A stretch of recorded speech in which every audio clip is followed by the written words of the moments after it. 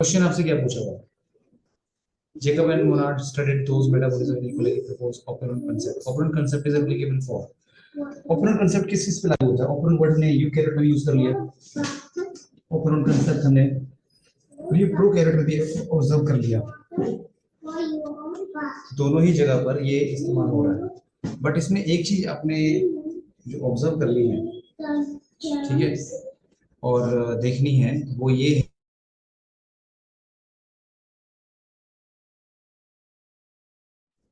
तो इसमें देखिए, Jacob and Monod studied lactose metabolism in E coli and propose operon concept. Operon concept is applicable for, किसके लिए applicable होता है ये ऑपरेंट कंसेप्ट? अगर आप देखें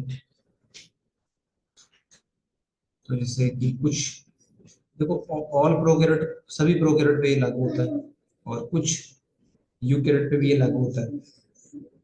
हम ऐसा भी नहीं कह सकते सारे यूकैरियोट पे लागू होता है, बट अगर आप देखें, क्योंकि आपने देखा इसमें ऑपरेंट में कि इसका थोड़ा सा एक्सप्लेनेशन मैं देना चाहूंगा आपको। एक्चुअली इस क्वेश्चन की दो आंसर है, बी भी आंसर है एंड डी भी आंसर है। क्यों? अब ये मैं आपको बताना चाहूंगा विद एक्सप्लेनेशन, तो आपको पता चलेगा कि ये दोनों आंसर क्यों है। सम यूकैरियोट्स नेमली निमेटोड्स, निमेटोड जैसे कि कौन सी nematode?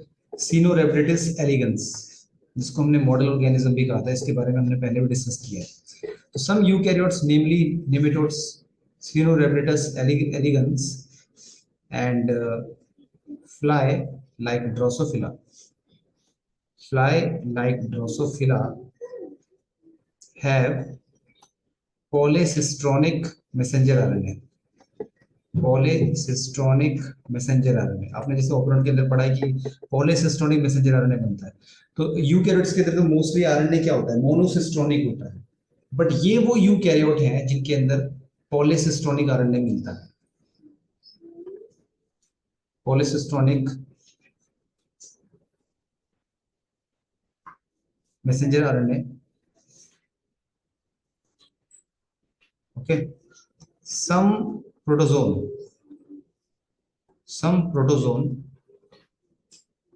also has operon like prokaryotes. कुछ प्रोटोजोन के पास भी ऑपरेन सिस्टम होता है लाइक प्रोकैरियोट्स के पास, जैसे कि प्रोकैरियोट्स के पास होता है लैक ऑपरेन, ट्रिप्टोफैन ऑपरेन हमने जो पढ़ा है वैसा ही।